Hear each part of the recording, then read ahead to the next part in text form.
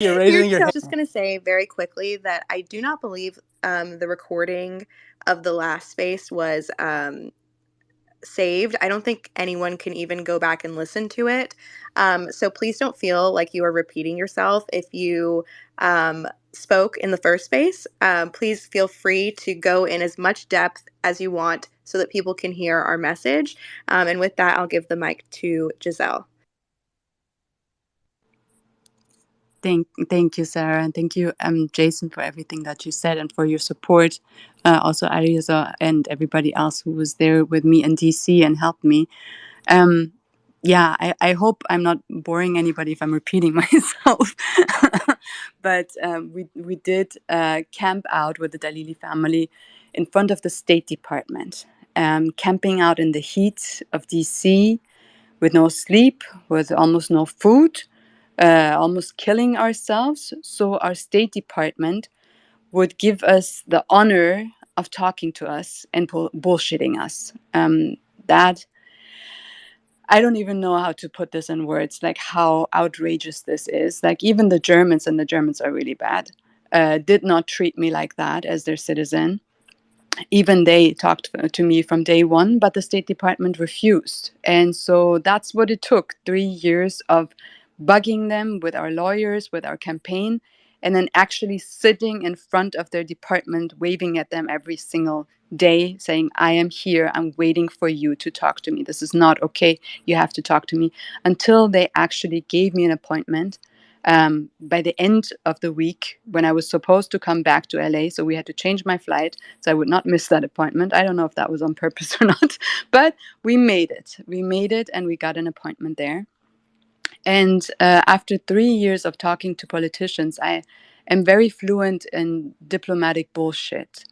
And I can tell you from the 2 hours that we were sitting there, 99% was just to keep me quiet, to assure me everything is okay if I just shut up. That's that my feeling. That's the feeling of what I had was the purpose. And um, I'm not there. I'm not camping there. I'm not fighting for my dad's life and the life of the people of Iran and sitting there and being bullshitted like that and go home. That's not going to happen. And I think in that 2 hour session, I made that clear. I don't know how many times and in how many ways I asked the question, why is my dad not included in your negotiations, without getting an answer? And there was not a moment of silence in this room. I ask and they answer. But they're so trained of answering in a way without giving you an answer that you're just like spin there. Your head is just spinning and you come back to the same question over and over again. Why? You haven't answered my question. Why? Why? And I can tell you that I came out of this meeting not any smarter than before, why my dad is included, which tells me there is no reason for them to leave my dad behind. So we have hit a nerve that the Islamic regime and the Biden administration don't want us to hit. Something that can either destroy their deal or turn this negotiation into something where actually a dissident and freedom fighter of Iran will actually be saved from execution. So one of these things might happen if we fight hard enough. I know if we don't do anything, this deal is going to go down within weeks, and there's nothing that I can do about it or you can do about it. But if we are all loud together, we can change something. And that was the feeling that I got when I was in DC. We are being heard. They are annoyed by us. They are annoyed by the master army. They are annoyed by the lobbyists. They are annoyed by the think tanks, by the lobby groups. They hate us to be out there. And that is good because we're not there to be liked. We're not there to make friends. We're there to make sure that they're doing what we want because that's our right and we elect them and they better do what we want and what's in our interest and in our safety. And that's not what they're doing. So, that to say it first, but we also need media attention. And media attention was just as hard to get as the attention of our government, which is mind boggling because you think, okay, the State Department might have their personal interests or whatever to keep my dad out of the news. But why would the news, the media, differentiate between hostages? Why would they look at me sitting in front of the State Department and, for example, Daria and Dalili sitting next to me and interview him, but not me? Why would the other hostage families, which right, it's right for them to advocate for their families and be on TV? That's fantastic. That's what they should do. But they get prime time and CNN, MSNBC over and over again, while I'm in a freaking tent and don't get anything. Like, why would they um, differentiate between hostages? What is their reason? I haven't figured that out yet, besides the fact that what I have to say substantially differs from what other hostage families might have to say, and that I don't play into their narrative of making this ransom deal into something humanitarian, which it is not. And I think that is the reason that I've been left out and why they want to hide the truth. But knowing that, that's exactly where we have to push. If that's their nerve, if that's what they want to hide, and that's the key of getting their attention, and that's the key of change. We always have to look for these nerves that we hit, the nerves that hurt the regime, that make the regime afraid, that make these interests afraid, and keep pushing on them. That's why we were doing it, and we're going back to DC pretty soon and continuing what we're doing. What everybody else can do is help us with this. I think so many more people have to know about the excellent work of the Massa Army and what you guys have accomplished there. There was not one single meeting that I went into that didn't know about you guys, whether it was Republican or Democrats. They knew what you guys were doing. Some annoyed, some not annoyed, some loved you, but noticed. And that is just from what you guys have strategically been doing. I think you guys can teach the diaspora a whole lot about lobbying just from what you're doing, from your strategy, from your persistence, from going at it without fighting, without feelings, without being annoyed or anything, just one by one. This is the person that we have to tackle next. This is what we have to do next. This is how many times we call them. This is the letters that we have to write. And then as soon as somebody comes out on Twitter and says something, I see all of your faces, all of your names underneath it, commenting, uh, uh, um, uh, uh, describing to people who don't know anything about what's going on, why this is wrong, what's going on. So the amount of information you guys are putting out there is phenomenal. And please continue what you're doing and start recruiting more people. When I was in DC, I saw so many people who are just fantastic. Like DC really has to teach the diaspora in LA and all the other countries. I have to say that I'm from LA, how it's being done. This is exactly how it's being done. I forgot what I was answering. I forgot what the question was. I'm just rambling on. But what I found out is that they don't care about us, which we knew from before because they haven't cared about us for 44 years. But except for here, they must care. Here we are citizens. Here my dad is a US national. Here they have a responsibility and we can hold them accountable. And that's the second thing that I want to put out there. Holding these politicians accountable is a serious key to winning this fight. Because when they do things like that, when we have an Iran envoy or like McGurk or anybody like that who goes out there and decides this is what we have to do, uh, whether it's well intended or bad intended, whatever it is, we have to make sure that they either are stopped and listen to us, or if they go forth with it, there will be consequences. And if these consequences involve their political career, then they will listen. We have seen that in Belgium when the foreign minister of Belgium invited IRGC sanctioned members to Brussels to a conference.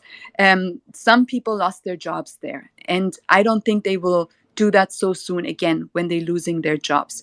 I think if the whole diaspora would have paid attention to that, the foreign minister of Belgium would have also lost her job.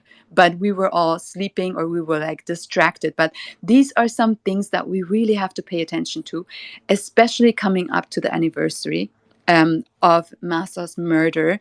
There will be decoys. these terrorist regimes all work together. There might be a bomb exploding somewhere, rockets being shot somewhere, something going on to for us to lose focus and look somewhere else and get all of the media attention there. So we have to be ready to know that there will be doing something like that, and how we get the attention back. That is very, very important. And I personally, just to comment on what Jason was saying, I don't. I mean, Jason, you're the expert and probably right, and I'm probably wrong about it. Just from my feelings and knowing this regime for 44 years, I don't think they're confident. I don't think this ransom deal is an act of confidence. I don't think reaching out to Saudi Arabia is an act of confidence. I think that really shows how freaking scared they are. The brutality that you can see already without the anniversary even coming up shows you there are fear, like they're terrified of what can happen. Shows you that they're in desperate need of working together with America. I know that for a fact because I know that when my dad's trial began in 2022, they told us that the last show trial was supposed to be like some form of international court where they would have my dad, Donald Trump, Brian Hook, Pompeo, and all of these people like being condemned to death or something like that. It sounds funny to us, but that's what they do sometimes to show like America is the devil and my dad is involved in them. We never saw that trial, and we're seeing them right now reaching out to the U.S. in desperate need of sanctions relief. So I think this is coming from a point of weakness, and we have to realize that how weak they are, how close we are to what we want to do, and just hang in there and work together just the way we've been doing for a year. Thank you so much. I always appreciate listening to you talk. You inspire me so incredibly much. I can't stress that enough. When I saw you in DC, my heart just was so happy. And I was so incredibly happy to see that you got people to pay attention to you, and important people at that. And I think that that's something that's so important for not only you, but for our community who's been so overlooked in the past previously. We've been very politically aloof, and it's because we've been neglected in a lot of ways. And we've all seen that over the past 11 months. But we are now seeing a shift in that. And we're seeing that, we're making waves in the political discourse on the Hill, and what we are saying matters. And so that's why I think it's really important for our community to keep um, putting a spotlight on these unsavory characters like Malley and Mousavian, who are not only Islamic Republic apologists, but have, threatened American lives. Well, I can't speak for Malley on that, but for Mousavian, he's threatened Americans. He has boasted about attempts on their lives. There's so many horrible things that have been said and done, and a lot of the policy that Malley has implemented and advocated for, or helped implement rather, has been at the detriment of the Iranian people and completely against everything that the diaspora has wanted. So that's why I want everyone to continue making as much noise as possible. We have to make these people uncomfortable so that they can't continue doing what they're doing. And I think that's something that's a huge responsibility for us as a diaspora to continue to make this noise so that people understand that it's 1,000% not okay. We don't want people like Robert Malley um, educating the future public servants of America, because where is that going to put us in, 10 years time, 20 years from now? We want to see an end to the Islamic regime, and that's not going to happen when these people are ruling not only academia but ruling policy, and we're not being heard from. So I wanted to kind of pivot back to those two items, and see if Ali Reza and Jason, maybe if you guys want to just like kind of retouch on like what we're seeing with that situation since the space did crash, so that everyone can hear now that we have a larger audience. So please take it away. Are you talking about Malley and Mousavian? Yes. I Okay, just kind of wanted, like, if you could just kind of repeat, maybe. sure, I will repeat it. Okay. So, with Mousavian, he was recently invited by US Stratcom to speak at a symposium. This is a highly improper, inappropriate, unethical, and dangerous, really, because Mousavian, as the regime's ambassador to Germany, has been connected to the assassination of four Iranian dissidents. In Berlin. It's called the Mykonos restaurant assassinations that happened in 1992. I posted a video of it explaining it on my Twitter. Mousavian has also praised Qasem Soleimani, who's responsible for the death and injury of thousands of Americans. He has praised the Islamic Revolutionary Guard Corps. Uh, Javad Zarif, in a video which I posted to my Twitter, praises Mousavian, Zarif being the former foreign minister of the regime, praises Mousavian and says he's still very loyal to the regime and works hard for the regime. Mousavian had also gloated and cheered death threats against former U.S. official Brian Hook. I posted that video to my Twitter account if you want to go and see it and use it. This is not a man who should have access to some of the most senior officials in the U.S. military. He should not be legitimized by Stratcom. And the big fault belongs to Princeton, who has hired him as a professor and has promoted him and has provided him legitimacy. We have to ask why Princeton keeps employing this man, why Princeton promotes this man. And I think this touches on the larger issue having to do with Princeton. It has a pro regime Iran program. It has hired Robert Malley, although he's under FBI investigation, to teach young students about national security. I mean, what employer would hire somebody knowing that they are being investigated by the FBI? I would never do that. It's a complete red flag. So we have to ask why the dean of the school, Imani Jamal, hired Robert Malley, knowing that he's under FBI investigation. The FBI typically investigates criminal and or counterintelligence cases. So this appears to be a very serious issue. The State Department tried to hide the fact that Robert Malley's dismissal from state and his suspension and the suspension of his security clearance. They try to hide it, and they're still not being honest with the American public and Congress. He was dismissed in April, but we found about it really in July. The Tehran Times was the publication in Iran, just published a memorandum that appears to be very legitimate, as has been confirmed by several former State Department officials, explaining why Robert Malley was losing his clearance. Robert Malley stated that he doesn't know why he lost his clearance. If this letter is accurate, and it looks like it is, then Robert Malley is being dishonest. The State Department is being dishonest. Princeton and Yale should not hire a man that is being dishonest about his time in the U.S. government, that is under a FBI investigation to teach young students about national security. Would you hire somebody to teach about national security if you're under investigation by the FBI for national security issues? No. So why is Robert Malley above the law? This is all very wrong. There's something really weird and shady going on. Gazelle talked about her father's case and how the State Department is totally ignoring her. That is very shady to me. They're really trying to hide something.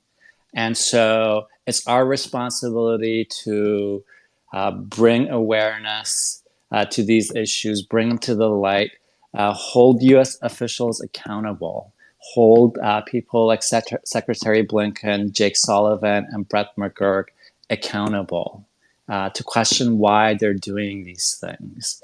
Jason mentioned that in his discussions with U.S. officials that they've mentioned that they know about us, but why don't they invite us to talk to them? Why haven't they invited me once to the State Department to talk to me? They know who I am. Why? They're doing it on purpose. They're ignoring us on purpose because they know what they're doing could become a huge national scandal in an election year. They are steering the media their way. I mean, look who the media is interviewing. Andrea Mitchell interviewed Ali Vaz, and he had the most BS quote you can imagine. He said the Islamic Republic is actually paying the U.S. to get the hostages released because the money belongs to them. And Andrea Mitchell repeated this on Twitter verbatim. This is just very wrong. But I think we can break through the wall if we chip at it one brick at a time. The light will shine through. So you have to keep up your campaign. Do it every day if you can. Call the State Department, Congress, and the White House. I actually called the White House a week ago, and I talked to the operator, and she was genuinely aghast that the Biden administration was making this ransom agreement.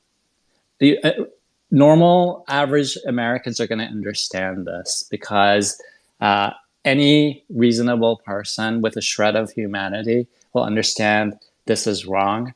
We know that even much of the bureaucracy at the State Department considers this a ransom deal. They're unhappy with it. There are faculty at Princeton who are unhappy with Robert Malley's hiring. So keep up the pressure. Call these universities. Call your government. It's your right as an American citizen to express yourself and hold your government accountable. Thank you. Thanks. I would just add something to what Ali said. We haven't really discussed what the underlying facts of why Rob Malley's security clearance was suspended might involve.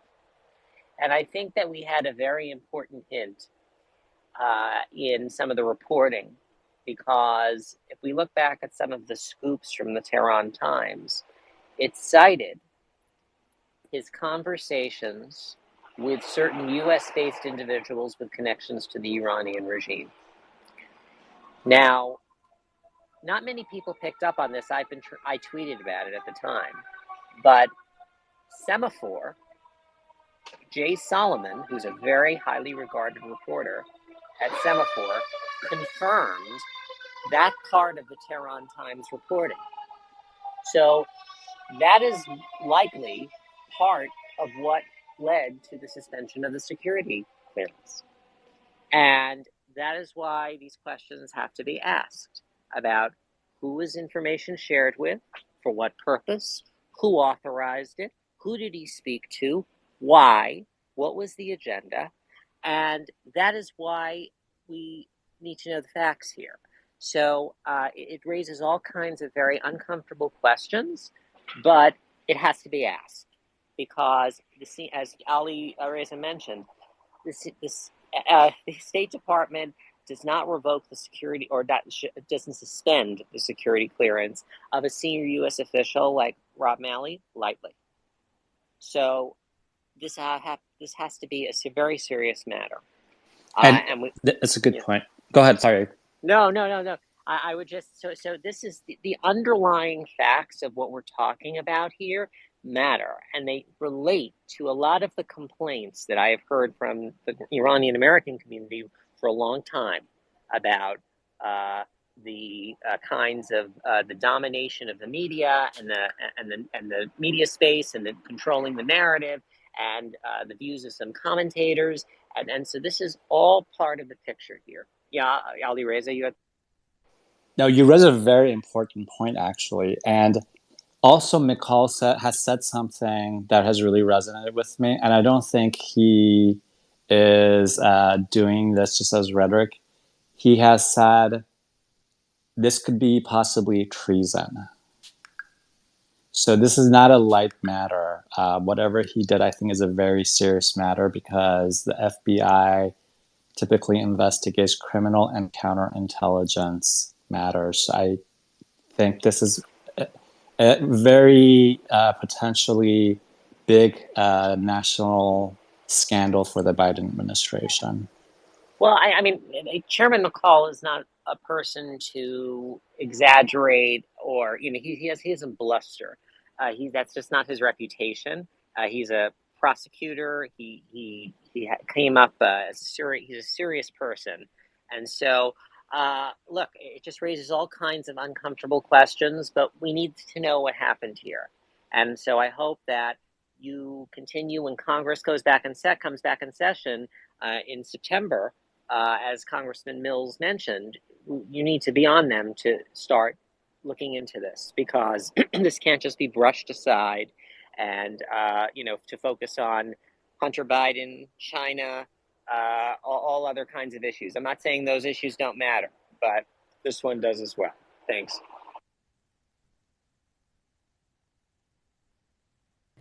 Thank you so much. Everyone, these are all incredible points, and I think I wanted to ask really quickly, do you guys think that this is something that we are ever going to have answers about or clarity? Because it seems like at every point they have dodged us. So I wanted feedback and perspective from Jason or Ali Reza, maybe to discuss, or maybe even Giselle, since she was most recently in DC. What do you guys think, or what is the next steps going forward? Do you think we'll have transparency or clarity from the Biden administration? Just really quick. No. Sorry, just really No, quick. that's okay. Yes, I do think we will get answers eventually, because this isn't something that you can really brush under the rug unless the FBI drops the case. That's a possibility. I think, though, with the Malley situation, this is going to take a really long time, because by the time the FBI concludes its investigation, that could take several months, and then Robert Malley can appeal the security clearance suspension, I think once or even twice. So I think the Biden administration wants to sweep it under the rug. They tried to hide it initially. Then he got 2 nice jobs at Yale and Princeton. And I think the Biden administration strategy is we can wait this out until the election. And I think that's why it's really important for Iranian Americans and our allies to speak up. Perfectly said. Thank you so much. I'm going to pass the mic to Elika. We've seen a great video from you recently, and I'm so happy to see you here in the space again and on Twitter. So please go ahead. Hi, thank you for having me. So I basically want to follow up with everything that we've been discussing so far, but considering it from the strategy of, us bringing light to who these people are. We've been doing it for years, and the truth is that nobody cares. The American public doesn't care. They don't know, who they are, and it's just completely irrelevant. I think that following the line of putting these people on blast to the American public is the way that, they face punitive consequences for fraternizing with regime lobbies, right? And this is something that I think is so important. And so I think a big ticket item for us is, how do we go after ethical violations pertaining to somebody's professional obligations, right? So, you guys know that all I do is talk about Senator Chris Murphy all day, but, he's a great example of somebody who has been, cozying up with Javad Zarif, who, as a member of Congress, having secret meetings with somebody who is designated on the US FTO, right? There's got to be some kind of punitive consequence for that. It's got to be some kind of ethical violation. Second of all, you have Senator Chris Murphy advocating for a hostage deal, which involves $7 billion given to a regime that is on the foreign terrorist organization, without disclosing the fact that one of the hostages that he's advocating for is a friend of a friend, right? We know that Siamak Namazi is one of the intellectual architects of NIAC, and NIAC, the FBI has already kind of mentioned in that defamation lawsuit that they were an undisclosed regime lobby, right? And so Senator Chris Murphy, not disclosing these really key things, I'm wondering if there are ethical violations that are going on here. And the reason that I say this, whether it's about Senator Chris Murphy or Robert Malley or what have you, the reason I think this is so important is because we kind of have to work backwards to get to the exposure of these people, right? So, like, for example, when Senator Chris Murphy, for example, tweets something where he's like, the only people who oppose the hostage deal are Iran hawks, whatever. The American public sees his words, right? They'll see Robert Malley's words, but they don't go back and look at, well, what did the Iranian community say about his connection to Trita Parsi, right? They only see what does he tweet or what is the deal with him. And so when you go down the line of having punitive consequences for these associations, right? And you have like in the news, for example, headlines like Senator Chris Murphy is being investigated for his ties to pro-regime lobby or whatever. Then through that, the American public becomes aware of, right, who is this pro-regime lobby? What are they talking about, right? And it is through that kind of second-hand exposure that they're following their Congress people, they're following these people that they admire and follow their tweets. They find out what was the mistake that you made, right? The mistake was that you were fraternizing with this regime lobby, and now we all know who this regime lobby is. And these things are so crucial to delegitimizing this hostage deal too, right? Because the reason that this hostage deal is even taking place is because of these kind of influences that the American public is not aware of, and so it's so quick to discard any criticism of it.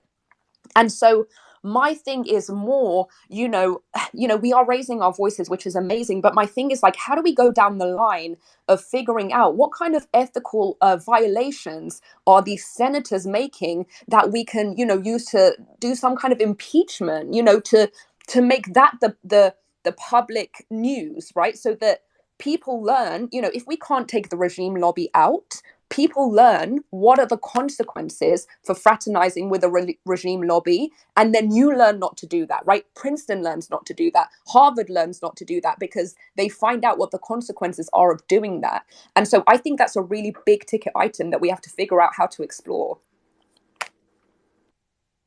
Perfectly said, Erika. I just wanted to say hi, actually, before that. I'm so glad you came up here and joined our space tonight. But you worded that perfectly. And something I mentioned, I think I tweeted it out a couple of days ago, is that, obviously, well, Xerxes always brings this up, is that with the Islamic Republic and the regime that we're dealing with, it's death at 1,000 cuts. And obviously, we can't just end or stop them, overnight. But something that we can do as Iranian Americans and, within the Iranian diaspora is holding everyone else accountable. So any school, university, or democratic governments or countries that support this regime, those are the ones that we can hold accountable and we can go against and call them out for their actions. So it really is important to go after these schools that are giving a place or supporting people such as Robert Malley or Mousavian. But I loved what you said, Elika. But I see Hubor is here. I remember back when the chemical attacks were taking place in Iran, under the college students, the high school students. You had amazing insight on all of that. So I'm really glad that you're here tonight, Hubor is, and the mic is yours. Thank you very much for your kind words. I had a question, actually, more specifically for Jason and Alireza, probably, on the issue of Malley now being employed at Princeton. I wanted to ask, how effective would popular opposition to that decision be, given Princeton's history of such activities? I mean, when Zhu here was arrested in Iran, Princeton tried to stop his wife from publicizing the news of his unlawful arrest to maintain their good relations with the Islamic Republic. And Mousavian has been there for, what, 13 years, something? Not a single finger has moved in a direction that one could take as good intent and not being an absolute den or safe retreat for apologists and accomplices of the Islamic regime. That's a good question, Hubers. Look, I think the situation with Rob Malley is a very different situation from that of Hossein Mousavian. I think that there is more likely to be success with the Mousavian case than the Malley situation. And that is because of Mousavian's record. You know, Malley is an American citizen. You have, a lot of people in this room have profound disagreements with him, but he's a former government official and he's under FBI investigation, but this is a person who was the ambassador from the Islamic Republic to Germany at a time when there were assassinations and they were planned in his embassy. So that is a very different case from Rob's case. And I think that there would be more popular opposition to him being employed at Princeton as a scholar for years without any accountability, any FAR registration, than the situation with Rob Malley. So that's just my view of the situation. I think with Princeton, look, they're getting a lot of money for their Iran program. They're being funded by a very wealthy couple. They're Rahmanis. Bijan Rahmani is the head of RAK Petroleum in the UAE. And I believe his wife is a senior official, not senior official, but senior executive, either at Goldman Sachs or one of these. Goldman Sachs. Goldman Sachs. And I believe Robert Malley's position is also funded by Goldman Sachs, and also I've heard the Weinberg Family Foundation funds his position. The Weinberg Family Foundation, and so you have to figure out how to impact funding for these programs. Once donors, let's say these individuals are, their Rahmanis are not going to stop funding them probably because we're making a lot of calls. But other donors don't want this kind of controversy. They might not even really care about Iran. They don't want Princeton associated with these controversies that can ruin its reputation. And I think a lot of professors at Princeton, trustees, might also feel the same way, that why are we getting such bad press because of this one individual? So I think that's one way to affect Princeton's decision, to make this a big controversy. For example, the case of the Oberlin professor, he hasn't been fired, but he's not really active, I hear. So they probably didn't want to fire him, but they also wanted to keep a low profile for him because there's so much campaigning against them. There are lots of articles written about him. People went to Oberlin to protest. They took videos. I mean, imagine if people showed up at Princeton and did the same thing and held a vigil outside Rob Malley's office. That could really impact Princeton's reputation. It's really terrible optics. The local news shows up and videos, a young Iranian American woman protesting against Malley. People see videos that have been made by Iranian American woman questioning why Malley was hired, why somebody being investigated by the FBI is working there. Those sort of things have an impact. Once the public sees that, these are real human beings that are concerned, and they have valid reasons to be concerned, people will relate to it, I think. It takes time, right? And this is not going to be achieved in a few days or a few weeks or even a few months. But those type of campaigns can be effective. Yale actually wrote a pretty decent piece that was published today covering the Malley issue. I thought it was pretty balanced. They interviewed Jason and myself, and they quoted us. Kudos to the reporter. And reason the Yale reporter contacted me because he saw me tweeting. Political also saw one of my tweets and contacted me. They didn't write a good story. But my point is, these sort of things have an impact, especially if you have videos and they see what kind of person you are. Those sort of things can have an impact. So that's why we should continue what we're doing. And I would also look for opportunities to question trustees of Princeton University and look at the list of the trustees. This is what Ioanni did. Reach out to the president, Christopher Eisgruber, the provost, and trustees, members of the board of trustees. There are very prominent members on the board of trustees of Princeton University who are by no means apologists of the Islamic Republic. And they may be receptive to some of your arguments, particularly on Mousavian. Also, the governor of New Jersey is on the board of trustees, Governor Murphy. Yeah. So he's reachable. Yeah.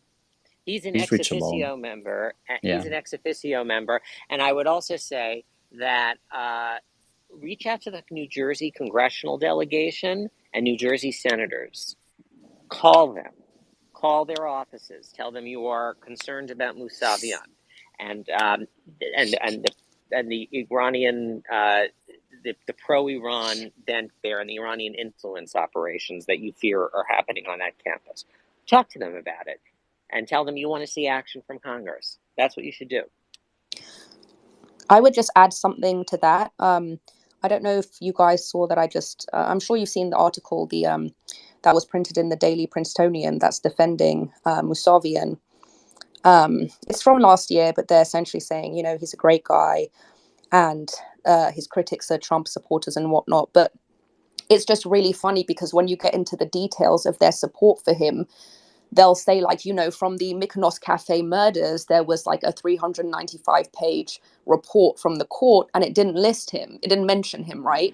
And it's like, this is not how, and I say this as a criminal attorney, this is not how that works. You don't mention anything in a verdict report other than something that's relevant to the defendants. Now, obviously, Mousavian was not listed as a defendant, so he wouldn't be mentioned in the report, just like most of these people who are, I'm sure Khomeini wasn't listed in the report, right? Because that's not how these things work. And so, their shoddy defenses of him also need to be exposed. But it seems like with this extent of even printing support in, the Daily Student newsletter and things like that, they're kind of throwing their weight behind him. And the defenses of him are really not strong. So, yeah, that's just something to consider. I really hope the Iranian diaspora is taking notes here. If by any means the attempts of Iran-linked groups can be restricted in the West, especially in the universities they've infiltrated, we should take any and all chance to try and do so. Yes, I think, I hope everyone has been listening to this conversation. I think it's very important for us to be discussing all of this, especially with so many experts and in this field that, do this day in and day out. It's a really good opportunity to ask questions. So with that, I wanted to get to the next hand. We have Roya. Roya, thank you for waiting so patiently. Please go ahead. Thanks. And thank you for all these interesting talks, actually. I came in here because I saw Mousavian's name and I knew how they were related to Nemazis. And it so happened that when I was a kid, I knew Nemazi, actually, because he was the governor of Khuzestan, and that's when I was in Khuzestan at the time. So I've met him and I know him in a way. And so that's why I came in here. I've been listening to this talk, and I was wondering about a few things. To me, I'm always reminded of Churchill's words that we have no permanent friends or foes, but we always have permanent national interests. So knowing that Malley was working with John Kerry and Obama and Biden, knowing that Zarif is a good friend of them, it won't be a surprise if this investigation goes nowhere. We know politics is really all about economical relations, and economy directs everything. Princeton, whether it's Harvard, Columbia University, and I've seen people who are in Ivy League universities. There's always somehow there is a political relations there. It's just like the medias. The medias are typically, related to either Democrats or Republicans. But at the end of all of that, when you pay attention, all of them, they work toward their own national interest. So when I look at these issues, I always think to myself, how can we benefit from this? How can we create a situation where there is win-win situation, just like what Reza Shah was talking about a few days ago? The fact that they all have tried to figure out a solution, but unless we find something that piques their interest and it somehow helps their own national interest to help us Iranians to overthrow our government, all that we talk about remains a talk and remains a why and how. But I think what we really should be asking is how can we use these situations to somehow help them see a place where our national interest, which means like people's national interest for Iran, would somehow meet their national interest. And that's if we look hard enough, we might find something where we can get all of these people to come out and help us rather than running after Nayak in some ways. We should actually do something proactive for ourselves. That's the way I was thinking. And I wonder if you guys have any point that you can let me know or your point of view on this. Thanks. Thank you, Roya. Ali Reza or Jason, would you like to answer that? I think with the Democratic Party, it has always been interested in reaching some sort of compromise with the Islamic Republic and pursuing a policy. They call it diplomacy and engagement, but really appeasement. Whereas the Republican Party in general has wanted this regime gone. I think at this point it's very clear to the Biden administration that the Islamic Republic is in danger of collapse. And so what is the Biden administration doing? It is taking actions that ensure the survival of the Islamic Republic, such as releasing $6 billion and then more to the regime. So far, the Biden administration has only offered rhetorical support, but acted otherwise. And I think Ms. Roya makes a really accurate comment. I've always thought, how can you ensure that Democrats as well see a benefit to them from the liberation of Iran? I personally, I don't consider myself a Democrat or Republican. I'm politically independent. I believe in freedom for the people of Iran. That's my chief mission.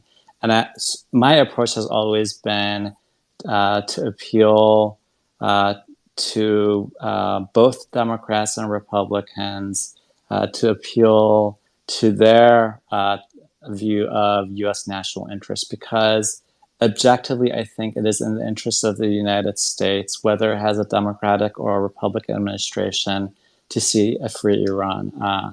The Islamic Republic is one of America's biggest enemies, and it poses a huge threat to the United States. Unfortunately, the Democratic Party, the Obama and Biden administrations have chosen the nuclear agreement or the JCPOA as the main pillar of their Iran policy, and they just won't let go of it. When you have people like Robert Malley, and not just Malley, but Jake Sullivan and Blinken, people who negotiated the JCPOA, they're very much wedded to this policy because they were personally involved in it. They see it as a personal success for themselves. One of my friends who's has friends in the White House, when I was talking to him about this issue, I asked him, why don't they let go of it? You know, it's obviously a failure. It's not the JCPOA, it's a failure. It's not working. Why don't they just let go of it? And he said, my friend said that they have a very hard time accepting that all the years they spent negotiating uh, this agreement was just a waste of time. If you recall, they did spend a lot of their energy and time negotiating this agreement. And I think not just for national interests or even the interests of the Democratic Party, for really personal interests, they're attached to this policy. And I think a lot of you even know that it doesn't really do much for national security, but because the regime could collapse possibly this year, because the regime is close to nuclear weapons, because all of this could become a big political headache for Biden and for themselves individually, they choose to pursue the nuclear issue to the point that it risks their own future. I think what Robert Malley could have potentially done could permanently damage his career, his reputation, uh, who knows what else. And so I think this kind of shows really a major personal and ideological commitment to the nuclear issue. I hope the Democratic Party opens its eyes one day and sees the benefits to the U.S. of a free Iran. And I think that day will come. I don't know if they'll act on it, but that day will come when the people of Iran defeat this evil regime and bring freedom to Iran. That is my greatest hope, that the people of Iran will get rid of this regime one day. Can I just follow up on that? I think you made an excellent point, Roya John. The issue is, how do we combine these two countries' national interests? And this brings us to the second issue that we constantly run into, which is that the diaspora can't get behind a leader to present to Western leaders as a meaningful alternative to the Islamic Republic, right? Because that is what it's going to come down to for these leaders to throw their weight behind an alternative. And this is the same thing that happened with the Carter administration getting behind Khomeini, right? This is someone who proposed an alternative to the current relations. It was someone who, we have this country that's so rich in resources and Western leaders want to trade with them. And the question is, who or what is going to offer me a better alternative? And once they see that, they're going to start to get behind the alternative. But then we run into the issue again, which is, every single time there is a leader, the regime is going to put out this propaganda against that potential leader. And a lot of the community as well will buy into that propaganda, and it just makes it that much more difficult. So that is the concern that I have with presenting an alternative, a meaningful alternative to the Islamic Republic for Western leaders to throw their weight behind. Thank you so much, Elika. I'll give the mic back to Roya so she can respond. Thank you to both of you actually for responding to that, and I'm glad you got my point actually on that, and that was really where I was leading to as I was talking, because I have a daughter who studied in Columbia University and went to work in a New York Times, and she still works with them, but not in the same capacity anymore, not in the news anymore. And I learned from her a lot about the fact that how politically, the journalists, they come out they choose the best journalists and then they softly change them. But interestingly enough, it doesn't matter which way you go, whether you go Republican or you go Democrat, you end up thinking their national interests. And at the end of the day, I look at this. It won't really matter what happens to Mali to us. For us, it doesn't matter what happens to Mali, what happens to Mousavian, what happens to any one of them, as long as we are clear in our goal. And I think Elika actually put it really nicely, the way I was actually going for the response, the solution. The solution to me is really what we want. We have to somehow present it in such a way that both parties benefit, because that is the actual way of communication. That's the way you get people to change.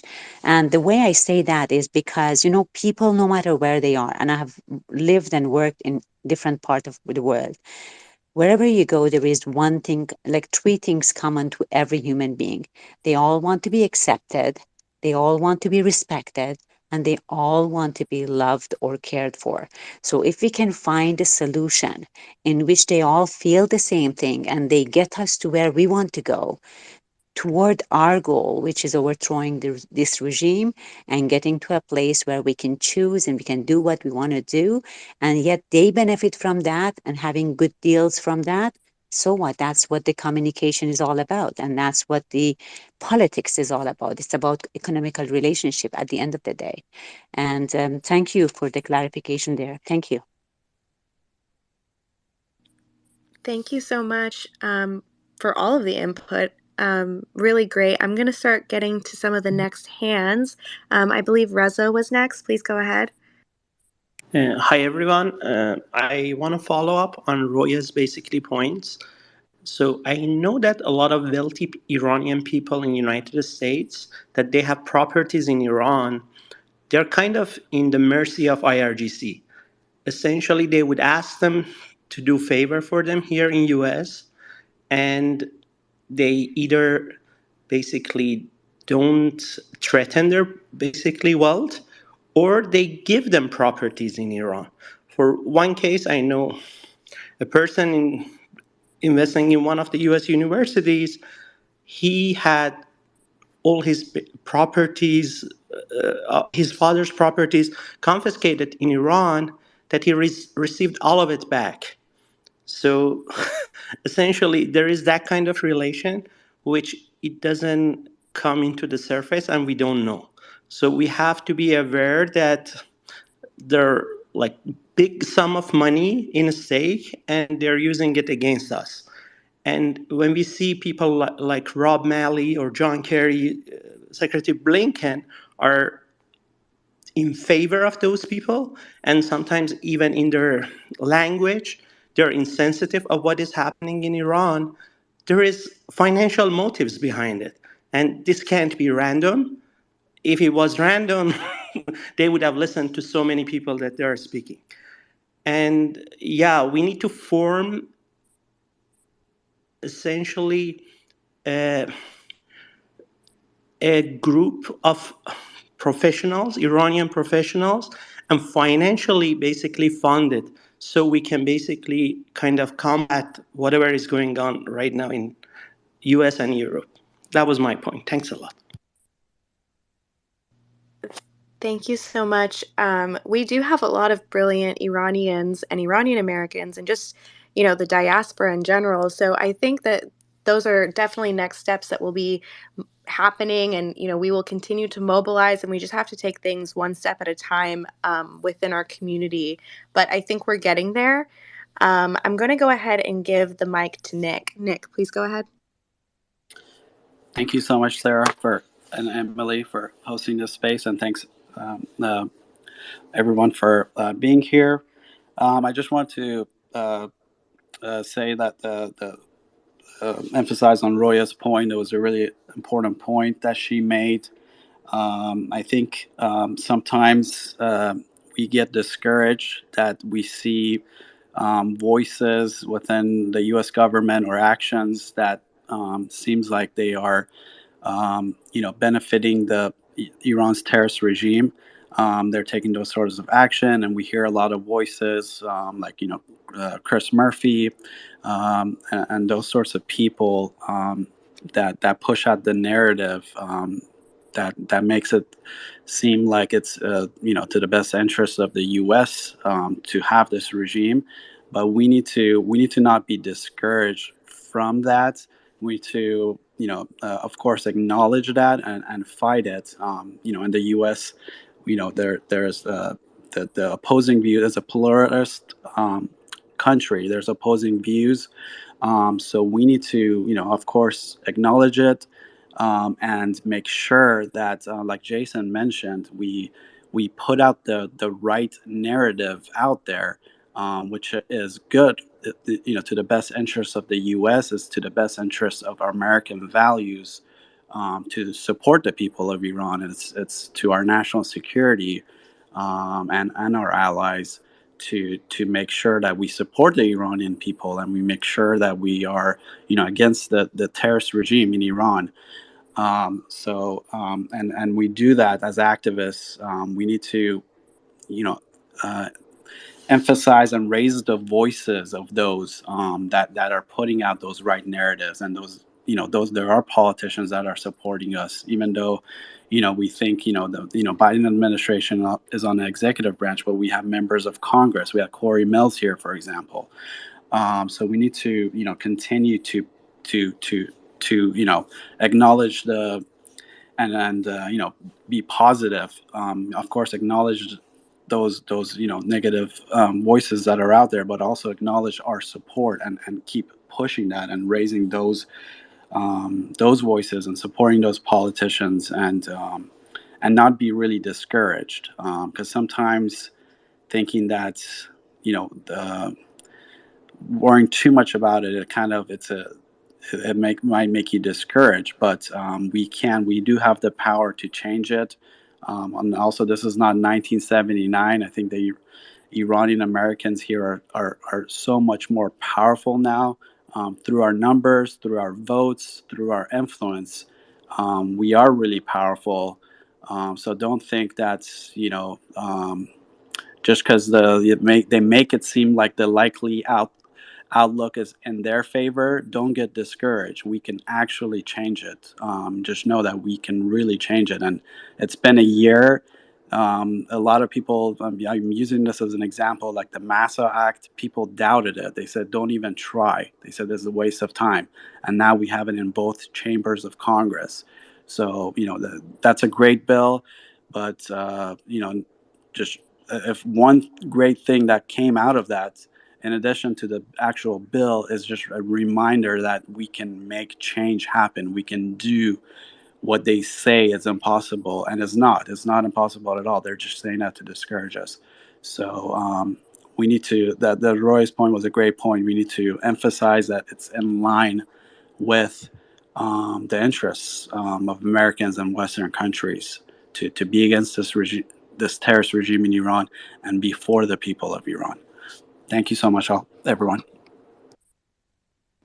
Thank you, Nick. You said that so perfectly. I completely agree. And I actually wanted to give an example. I feel like all of the examples we give is just of the Mass Acts Army.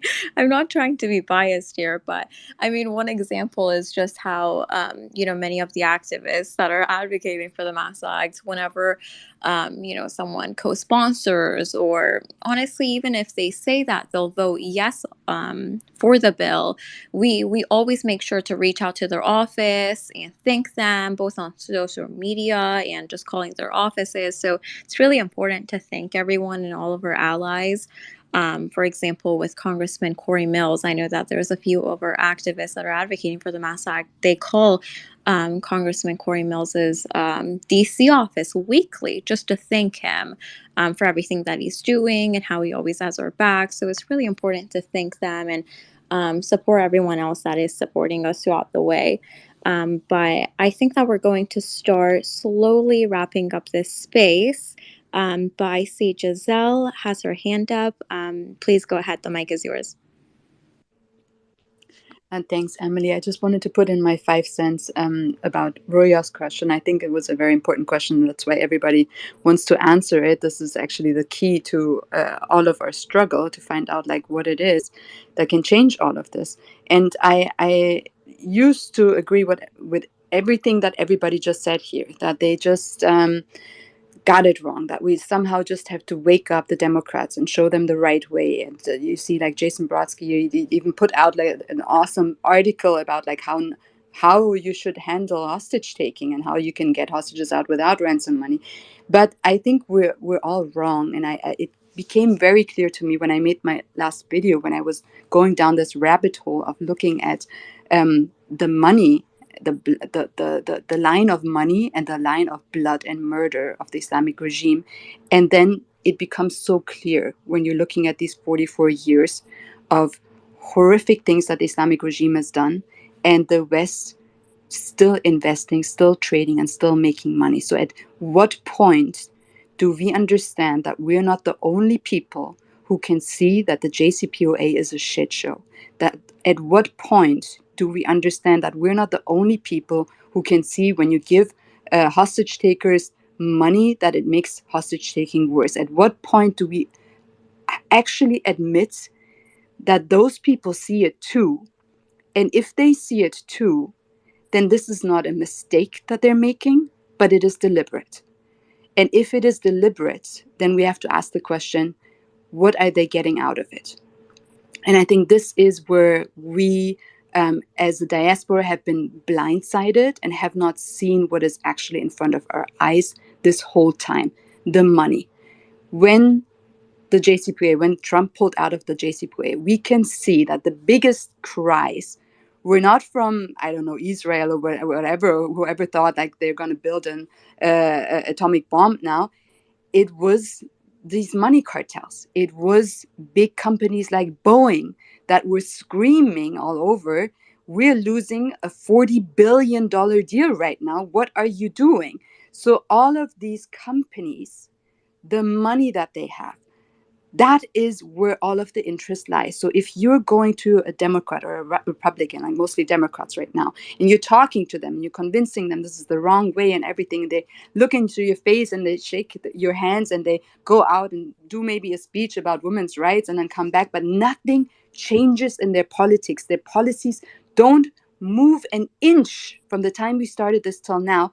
This is deliberate. So when this is deliberate, then we have to understand we're fighting something completely different. We're not fighting Democrats or Republicans. We're fighting special interests, financial cartel that is getting everything out of the Islamic regime when it's there. And they have operated and kept this regime alive for years, for decades. So what does that mean for us when we know that this is a money cartel that only cares about money? They don't have no political interest. They don't care if the regime is right or left or whatever it is. They just want to make money. First of all, we can start what we've been doing very successfully in Germany, blaming and shaming campaigns of companies that are still trading with the Islamic regime, be it Siemens, be it Bosch, whoever it is. And we have these companies here. We have to dig a little bit deeper because of all the sanctions. Money is rerouted. There are like other ways that they're trading with the Islamic regime, but these things are still happening. So we have to first of all find out and dig deep which companies are they and start blaming and shaming. And it works. Nobody wants to buy a washing machine from Bosch when you can you still hear me? Okay. Yes. Nobody wants to buy a washing machine from Bosch or Siemens when it's bloodstained. So these companies care about their image. Second, we have to show them that in an open Iran, in a free Iran, you can still make that money. But until then, we have to pay attention of where the money is going. For example, right now, the ransom deal that's going on, everybody who wants to explain to the Democrats that this is insane, giving the Islamic regime billions and billions of dollars, is missing the point. The point being is the last time money was paid as ransom for hostages, we can assume that some of this money that the regime gets is being spent back into these money cartels, into these lobbying groups, into these politicians, into these academic institutions, into this media that then advocates for the next deal and advocates and brainwashes everybody to continue doing that. So let's say right now $6 billion are spent. If we assume just a fraction of that, 10%, is being spent back. 10% of $6 billion is $600 million. What can you buy for that? You can buy politicians. You can buy these McCarthys. You can buy lobby groups. You can buy the media. You can buy Princeton, whatever treasure people or whatever they are. You can buy all of that. And all of these people must have been bought before that are doing this right now. So we have to, first of all, stop this cycle. Show what are you gaining out of it. We have to stop pretending that they're dumb and doing this out of a mistake. This must be deliberate. It can't be that we're the only people seeing that. So we have to point that out. I think this is the first thing. Second thing is, and somebody was talking about we don't have a leader or a common leader that we agree on. Yeah, we probably don't agree on it. But isn't it surprising that we have somebody like, I mean, Prince Reza Pahlavi, it was part of the leadership before he was kicked out. So imagine right now ISIS would take over the UK and kick out the prince or the king over there, and the people revolt. Wouldn't the governments outside start talking to the current like King Charles or whatever it's called? Wouldn't they invite him there and at least listen to what he has to say? Why is this not happening here? Why are they not talking to him? Why is the State Department ignoring him? I mean, isn't that deliberate? Isn't that just a excuse that they keep telling us? Oh, we don't even know who your leader is. Well, there's only one that was politically active. There's only one that was part of a government before. Everybody else is still important. I'm not saying like we have to like ignore the rest of the diaspora. This is still important. I'm not choosing sides right now, but just from the history given who he is, wouldn't they just go out there and talk to him? So when they're not doing that, that means, again, this is deliberate. And when we see all of this deliberate stuff, we have to stop pretending that they're idiots, and we have to call them out, and we have to ask them, what are you getting out of this, Rob Malley? What are you getting out of this, so-and-so, and whatever their names are? And that is, I think, one of the ways that we can go forward, and they will be very, very afraid of us. That was just my 5 cents to this story. Thank you so much. That you took the words right out of my mouth. Honestly, I appreciate everything that you said, and you always say it so eloquently and just beautifully. And I'm so inspired by you all the time. You're incredible, and I absolutely adore you. I'm going to go ahead and give the mic to Xerxes. Xerxes, please go ahead. Yeah, I completely agree with everything Giselle said. This notion that we don't have a leader, we do have a leader, and where he wants to take us is something we can all agree on. We have a crown prince, and if a referendum is what you want, then that's where we're going, and that's where he's told us he's going to take us. I think we can all get on board with that. So we do have a leader, and we have other leaders too. The thing is, when you talk about shared interests, this is the best part when it comes to Iran. If you're an activist and you hate the Islamic Republic, you're naturally an American patriot because these things align. This is a good question to ask because whenever I'm in these spaces with a lot of Americans, a lot of times they view Iran through this lens of like, this is a sunk cost or what's in it for us. And oftentimes when they compare it to Iraq or Afghanistan, which is a wrong comparison, they don't know what they're getting out of it. And they should know what they're getting out of it. This is the best part of it. You have to gain, and we have to tell our American friends, patriots will understand this. There's security benefits and there's massive economic benefits. Iran is a country right now that, we sell Iranian crude at 40% discount to the Chinese. We only can sell to the Chinese. It turns out when you say Margbar America, Margbar Israel, nobody wants to do business with you, and then you're left with one person that takes advantage of you. That's so unfair. We get paid in Chinese yuan. It's non-fungible. All we can do is send it back to China to pay off debts or buy Chinese products that flood Iranian markets. There's no competition in Iran, so we always get screwed. Iranians are always the losers. This should change. There's massive opportunities. Americans and Europeans should compete. Americans should come in and build the oil fields in Bandar Abbas, in the Persian Gulf. They should be the ones doing it. When it comes to security risk, this is the best part about supporting, the Crown Prince and our leadership's efforts is they've shown you what they want to do. They went to Israel. We know what the future looks like. I remember when Hezbollah was flown into Tehran, when Hash al-Shabi from Iraq was bussed into Iran. These people couldn't even speak Persian, but they're beating Iranian women. These are the people that are also killing Americans, killing Israelis. So in a free Iran, we should make it clear that, these are also going to be our enemies. We should share intelligence. We should work with anybody against these radical Islamists who the Iranian money has funded for so long. That's part of the problem. I posted on the Jumbotron. It's like the second post. These are all the countries you see the Islamic Republic dominating. They've made those countries miserable, and they've made Iranians miserable in the process. 84 plus attacks on American troops, one American contractor killed in the last couple of months. We barely respond to these things. Where do you think all of this stuff is coming from? No more money for these radical Islamists. They're all getting cut off. We can't wait for that day to happen. That's why so many of us hate us. And so that's what we kind of have to offer from a security perspective. Every single one of these countries listed on there, it doesn't end with Iranian money going into it and the Islamic Republic taking over through their militias. It ends with Chinese telecommunication infrastructure being built. It ends with Russian bases being built. In the case of Syria on Latakia, they're taking control of the ports. This is a complete web of things that is anti-American, and they want to go and they want to kill Americans. We have everything to offer when it comes to it. Iran has a trillions of dollars worth of market cap. We want American businesses in where, Iranians must be tired of getting just taken advantage of by the Chinese, taken advantage of by the Russians. This is the best part is our group, everyone that comes in, when you're against the Islamic Republic, naturally you are, a patriot. Our views are aligned. So yeah, you know what?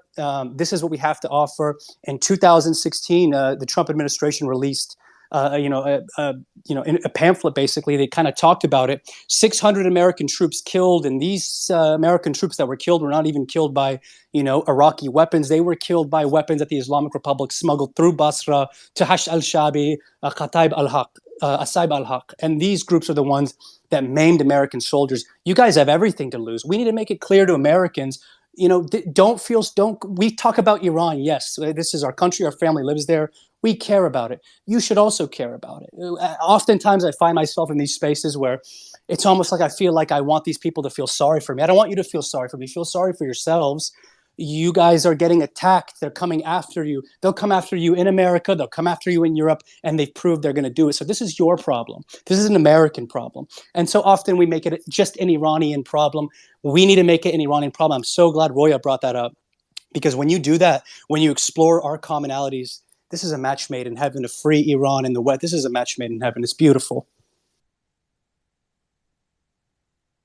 Thank you so much, Xerxes. Again, so insightful, and I love everyone that adds. We have such amazing, brilliant Iranian Americans in our community, and I think that everything that we've accomplished over the last several months is just a product and a testament of all of you guys' as brilliant minds and thoughts. And I wish more people would be open to hearing these things and understanding us. I feel like we're so misunderstood as Iranians by not only other Middle Eastern countries, but by Americans, by so many other groups. And that brings me to my next point. Jason. Jason has been here all night. We had Representative Corey Mills in here. And these are some Americans that are not of Iranian descent that stay with us and listen to us and have really insightful conversations. And I wish that we could replicate that a little bit more and, get people to realize. And I think that that's something that has to happen. We have to start reaching out outside of our bubble and make people realize this is not just an Iranian American problem. This is not just an Iranian problem. This is an everybody issue. So I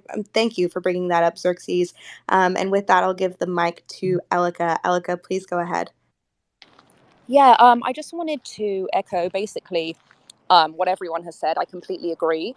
I think the issue is, when it comes to the line of money, it goes back to the fact that you can't convince someone to quit their job, right? No matter how bad their job is, unless they have another job lined up, because money is tied to survival.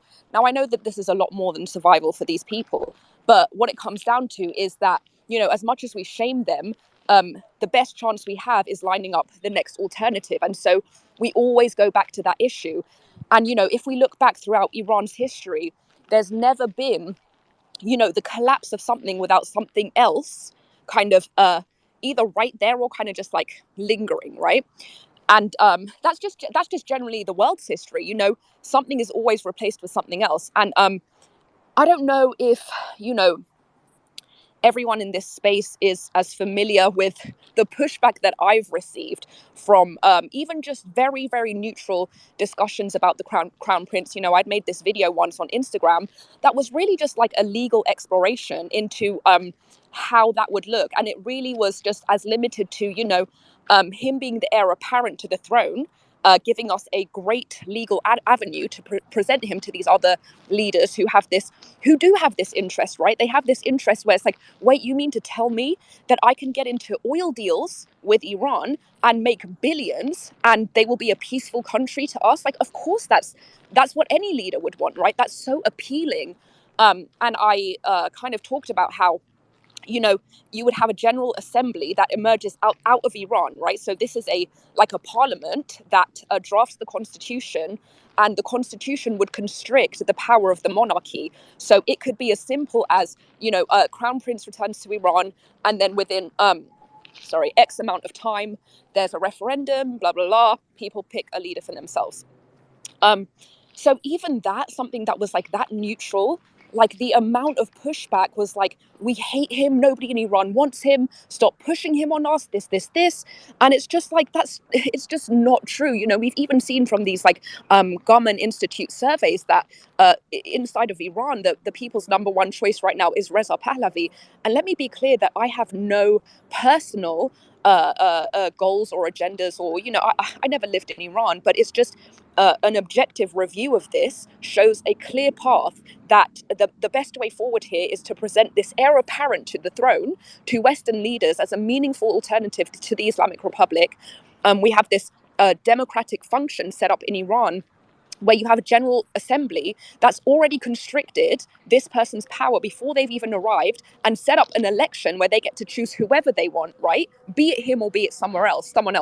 And even presenting this to the people, I mean, it's just unbelievable. I think 1,000 unfollowed me.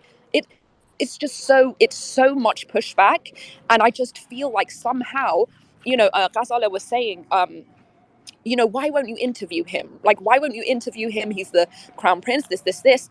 And, the situation in their eyes is that you have someone who's rejected from Iran, right? Rejected from the Islamic Republic, comes here and can't get enough support from the Iranian diaspora. So, what is in it for them to prop this person up, right? So at the end of the day, it is going to be incumbent on us to prop up a meaningful alternative. And I just don't know. Maybe you guys have some feedback or ideas.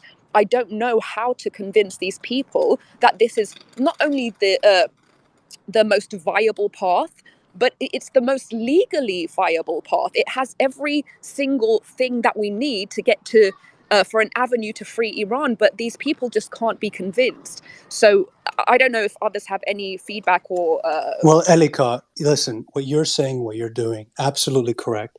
I'm sorry, if anybody can't get behind getting Iranians together to have a referendum, I'm suspicious about that person. This is, these people, what do they want? Do they want the Islamic Republic to stay? I hear it from these same people. They're like, well, what if something worse comes after? Nothing worse can come after. Nothing worse can come after. So to these people, if they're not on board with that, like, what are they going to be on board with? I don't think these people are on your side. There's a lot of people who just want to just say that, there's nothing, this is the same tactic I see used by Nyack. A lot of times you won't hear these people say, I love Khamenei. They never say that. They just muddy the waters and say, well, everything is bad. Everything is bad. Therefore, that's their tactic they use. Don't let them use it on that. What you're saying is absolutely correct. And anybody's not on board with this, or, a crown prince leading us for Iranians to make a decision for themselves, I'm suspicious of that person.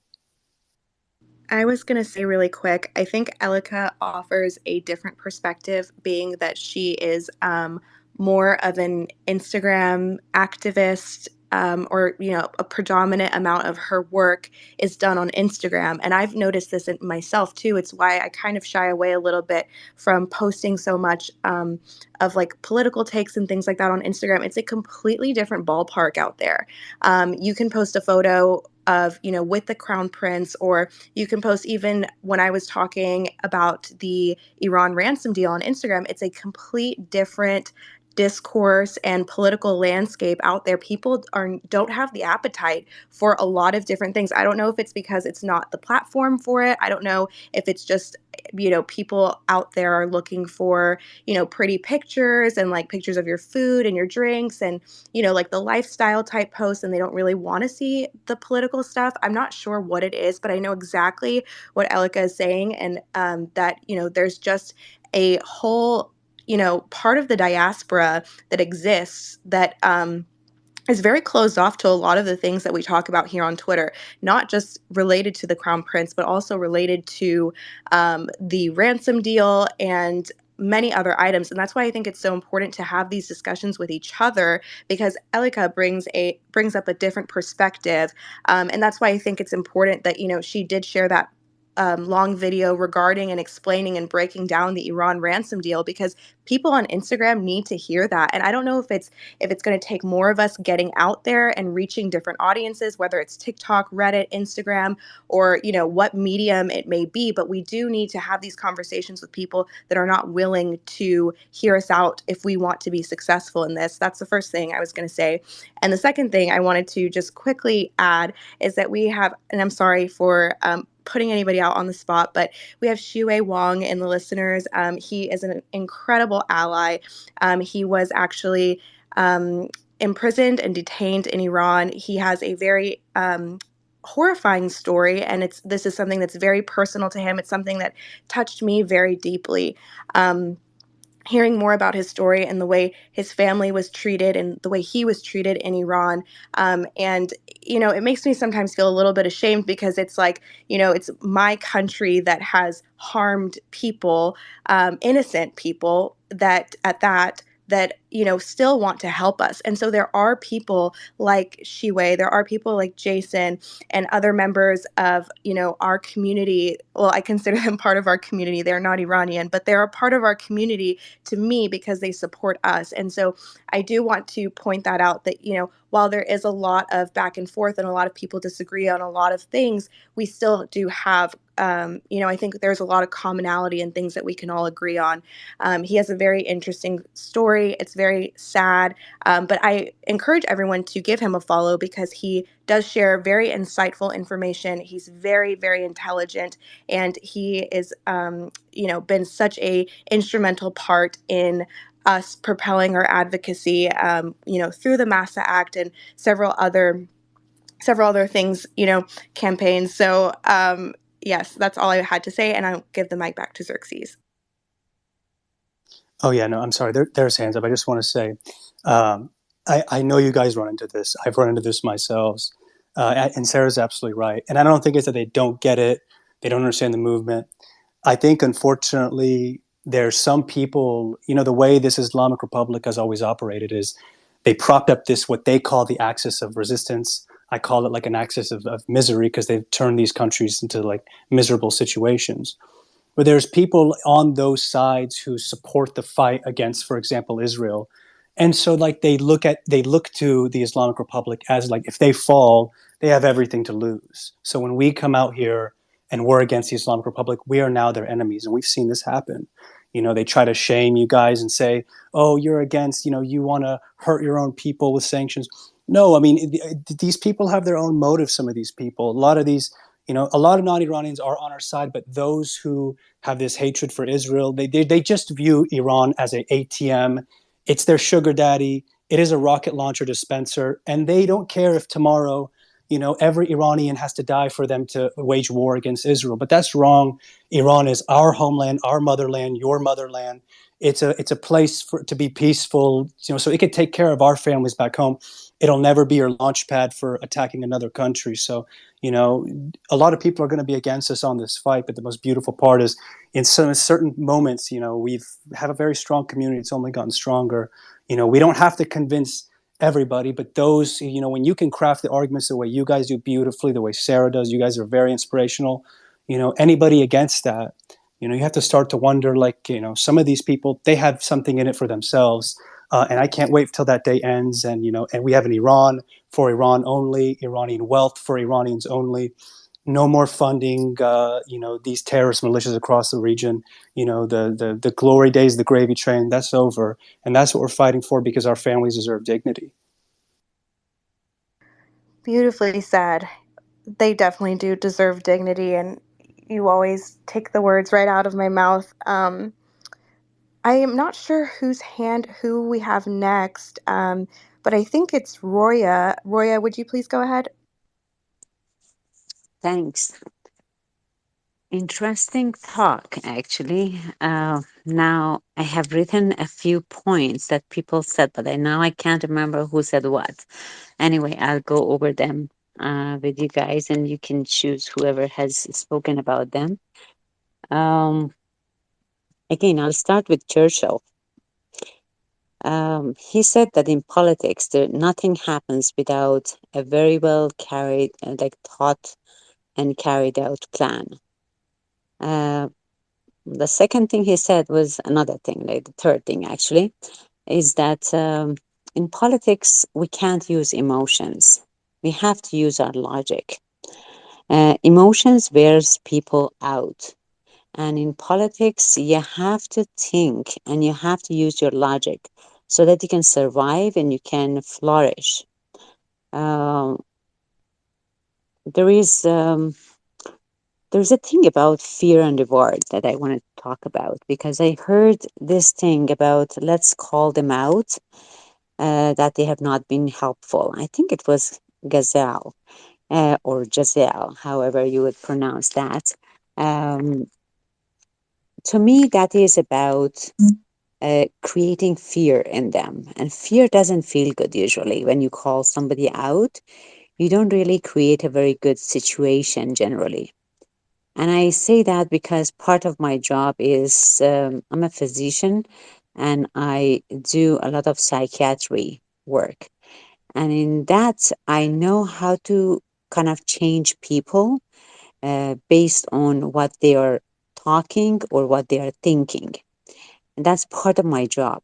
So when you are dealing with people, politicians are, after all, people. People, like I told you before, they all need to be accepted, respected, and loved or cared for. But there's two things that propels them, and that's something I think Anthony Robbins always talks about: the fear and reward system. Fear is a huge it propels you much faster, but it doesn't give you always the best results. So when you give them reward that actually works, especially when it comes to politics is about economical relationship, and that one we have all agreed upon. So in the economical relationship, everybody who buys or sells, uh, they want a reward out of it. And so it's best way to work through that. It's like what you see, Queen has come to accept, when she was alive, she came to accept Sunak, who is Indian origin, as a prime minister. Why? Because they wanted to make relationship with India. Like they plan these things. It's politics is about making people think that they had a choice, but in reality, you kind of shape their choices. You shape their wants with all kind of advertisements and everything else. And so that's another thing in politics, that people think there is really freedom, and really freedom is to a certain extent exists, but wherever you go and you live, and I've lived in all of those, and like I lived in England and I lived in US, now I live in Canada, but it is basically everywhere you go, it's all about choices, and the choices are put to you. It's like you go to Facebook and somebody was talking about the audiences. I think it was Sarah talking about audiences. And the audiences does matter actually. uh, if you go to Instagram, there is a certain audience, and again, I know that because of my daughter who is a journalist, and so they know which population to target. Facebook is a certain gender, certain age group. Instagram is another one. TikTok is another kind. Twitter is another kind. Like all of them have got certain criteria, and the journalists usually know all of those things. So they use that to shape your wants and your needs, basically, and that's why you get all these advertisements based on what you have looked at. So what I'm trying to say is that uh, if we try to learn how to use reward system in such a way, instead of pushing them away and kind of question them or calling them out, and use reward system in some way, find a common interest that saves both them and us, meet in the middle somewhere, that would be a great idea. And like Alika said, if we want something for Iran, then we have to clearly present to them our alternative, because at the end of the day it does matter who becomes a leader, because then they don't want, like Libya, they can accept to have like the problem and turmoil within them. Iran is because of its geographical area and political area, it needs to be stable. You cannot have this destabilization there. So that is why sometimes they don't mind these regime, because at least it's stable. Whatever it is, it's stable. So they don't want instability. So the question was, what can we do? And I'll tell you what, in my opinion, we can do. We as people need to behave in such a way that we can show a united front. Whether you believe in Crown Prince as a kingdom, or whether you believe in uh, republic system, it doesn't matter what you believe in. At the end of the day, first thing first, we have to overthrow the government. And to overthrow a government or a regime, a dictator regime, we have to be united front. If we are not united, we can't show them that we can behave, we can be stable. And if you're not stable, they don't want that. It doesn't serve their interest. So we I'm have sorry to to cut you remember off. all that. Uh, I really, we have to go. We have to wrap up the space. So Okay, if you could just take like sure. one more minute to wrap up. I'm sorry. Then we'll get to Nick and Summer, and then I have to leave. Absolutely. I think I said what I wanted to say. I just wanted to say that at the end of the day, we just have to be showing a united front. And if we can achieve that, then I think we have achieved everything. Thanks. Thank you so much, Roya, and thanks, Sarah, for giving me the mic. I just wanted to uh, give a clarification that when we say, um, we need to call them out. At least that's what I mean. Some of us usually say when we mean it is that we want to make sure that when we refer to politicians, is that we want to make sure that their voter base is aware of the position that their representative, their senator is taking. And then if we do a great job where we put the correct narrative out there, um, that supporting the people of Iran and standing against the terrorist regime in Iran is good for our national interests in America, then they're then they get exposed, or they get they see that it's not to their benefit to take a position that benefits the regime. And then the reward system comes from them supporting bills or supporting action items that's supports the people of Iran and it stands against the regime. Then that's their reward system. So I just want to make that clarification. Like when we say that, like we're calling them out, is not, we're trying to be diplomatic, at least for the most part. Like when we refer to it as activists, that's what we mean. But yeah, I totally understand your point too. The way that you were referring it to, that we need to have that united front, and all of those I agree with. But I just wanted to make that clarification. It doesn't mean that um, like it's a like a fight against them. We just want to take the right steps and make their voter base aware of what they're actually doing, and that how it's not good for them as constituents, and hopefully that changes them. That's all I wanted to say. Thank you. Thanks for the clarification. Thanks. Okay. Next hand, Summer. Like I said, I have to go, so please keep it really quick. Thank you. Hey everyone.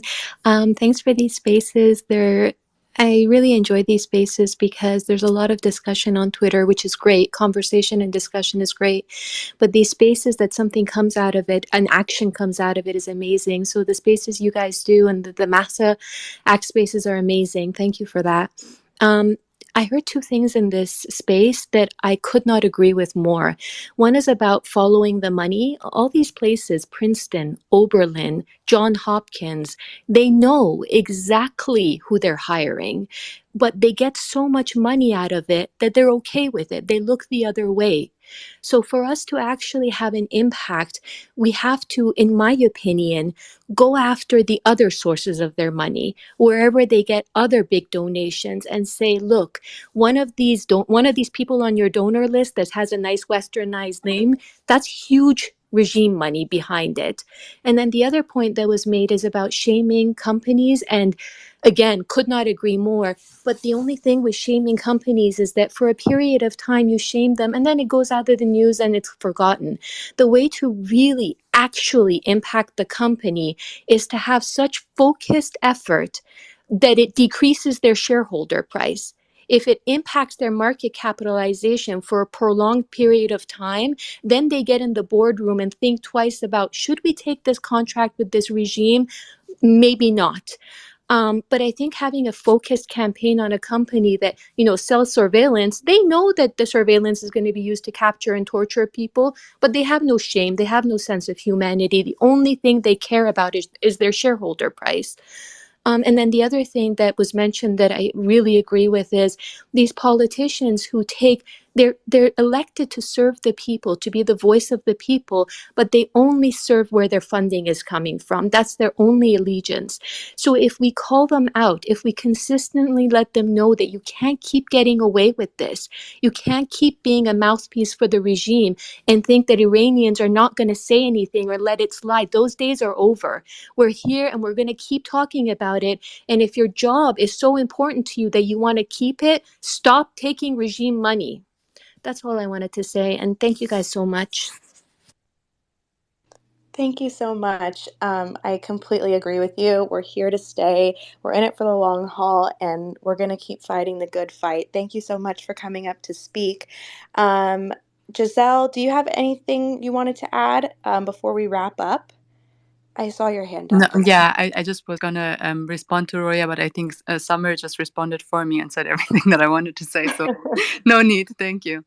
Okay, awesome. Wonderful. Well, this space went amazing. Thank you guys for sticking with me through all the technical difficulties. And I think I'll just host spaces more often, so that way we can have more time with each other to discuss all of these things, because I think it's really important to have a space for the English speaking diaspora to come and share our thoughts about Iran and what we're experiencing in our advocacy, so that we can kind of all bounce ideas off of each other. So this definitely won't be the first and the last, and I'm so sorry it's been a while since I've hosted anything for you guys. But I think that's all I have to say. Thank you guys for joining me. I am sending you all my love, and yeah, good night, everybody.